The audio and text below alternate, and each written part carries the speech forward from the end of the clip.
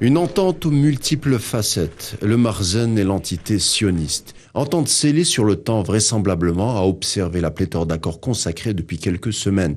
Innovation numérique, télécommunications, industrie, haute technologie, sécurité sans parler de divers autres moutures politiques conjuguant à approfondir une normalisation signée en 2020. La diplomatie marocaine a pris une tangente néanmoins qui n'est pas au goût, il faut le dire, du Marocain moyen. En effet, ici et là, des voix s'élèvent pour dénoncer cette lune de miel contre nature avec l'hydre sioniste. Et pour cause. Associations citoyennes, opposants, particuliers, voire même chefs de partis politiques à l'instar de Abdallah Bouanou du Parti de la Justice et de Développement qui montent au front pour dénoncer le traitement désastreux auquel sont soumises les voix critiques.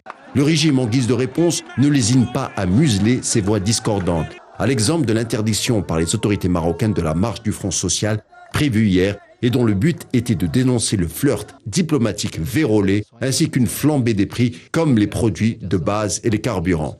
Au demeurant, le calendrier d'une normalisation n'est pas le fait du hasard. Le Marzen a en effet profité de l'état d'urgence durant la pandémie Covid et son lot de restrictions en tout genre pour apposer une normalisation dans plusieurs domaines tout en réduisant à néant le sentier des droits et libertés des militants sur le terrain.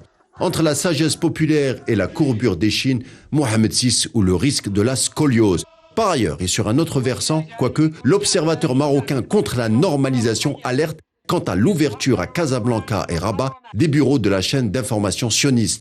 Le site choisi pour l'inauguration est le fameux site archéologique Chelah, véritable trésor archéologique datant du Moyen-Âge et dont la civilisation idrisside et almoravide en ont fait une nécropole témoignant des plus belles séquences de l'islam dans la région. L'Observatoire marocain contre la normalisation n'hésite pas, lui, à parler de profanation. Profanation comme semble être le ressenti du Marocain du quotidien, dont la colère continue d'être larvée, mais jusqu'à quand ?